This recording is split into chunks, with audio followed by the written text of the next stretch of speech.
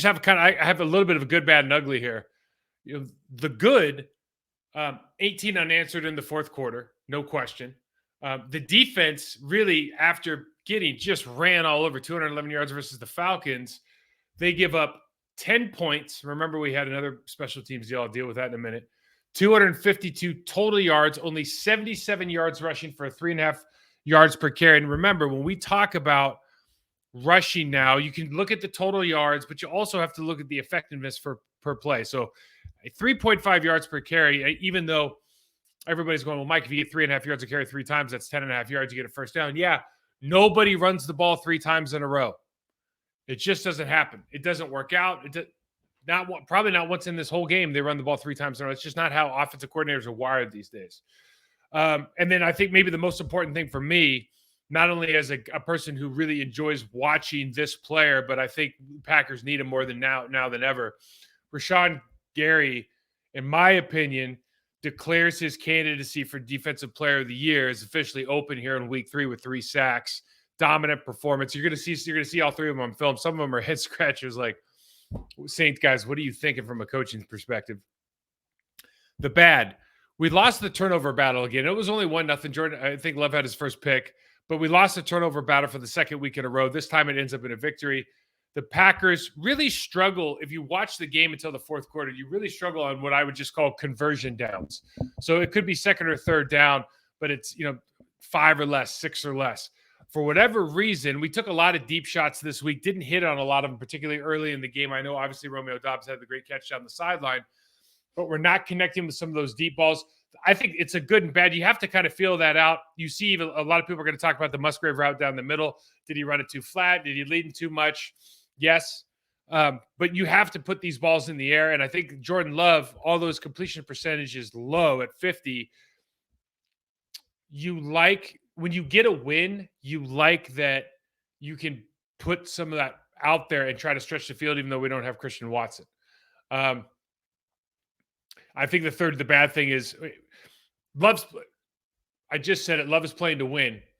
I think he's 22 of 44 for 50%, one touchdown, 1 interception.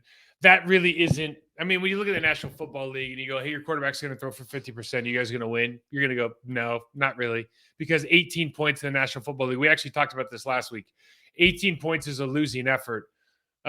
20 points is a victory.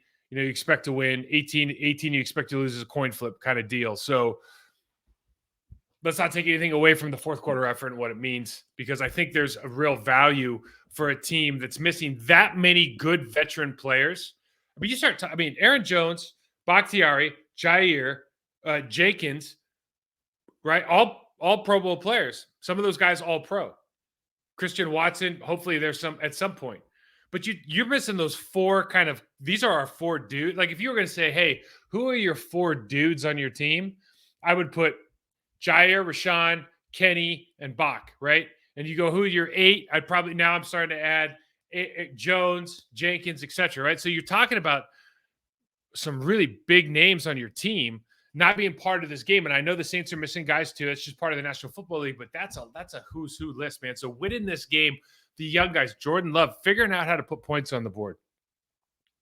Maybe Matt LaFleur figuring out how to get a little bit better with the play calling in certain situations with this new quarterback and new offensive system, first and second year players at the skill positions.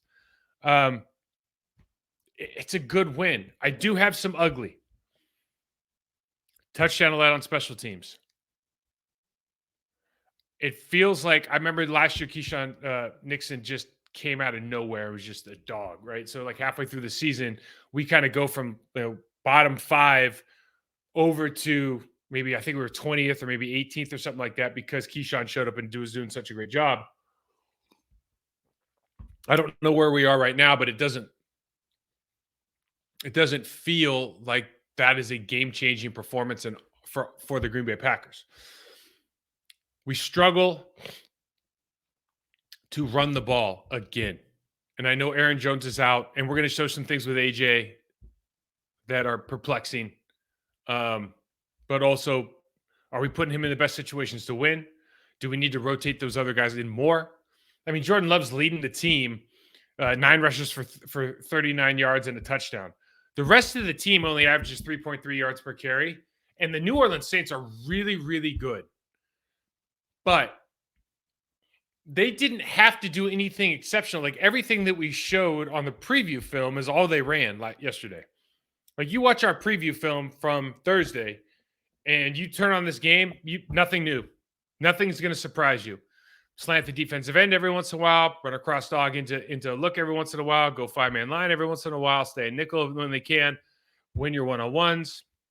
It was all there, right? So having said that, knowing that the game plan, they spend a lot more time on this than I do, you would think that we would be really well prepared against a physical downhill team to not run like our fullback across the formation and try to have him lead on somebody, or we'd understand how they're going to box in and try to spill gap plays, et cetera, et cetera. It just doesn't feel like we've got that figured out at all yet.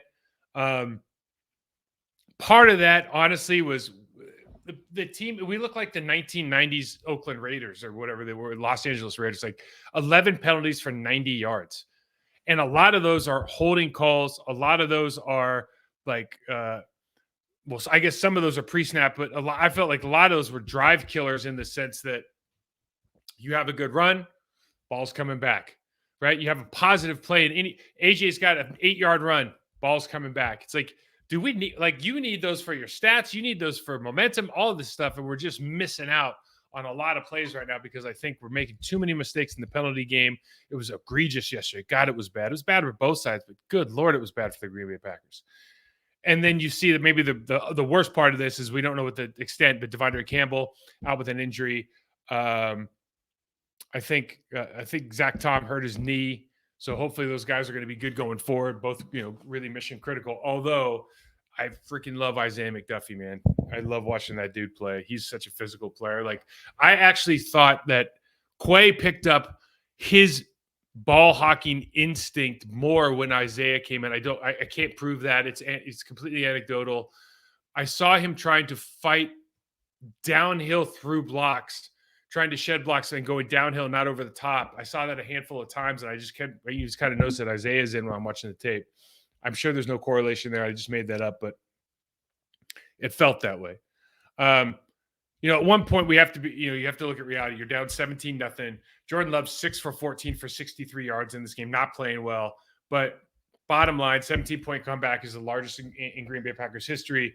And, there's a lot of reasons for that. So let's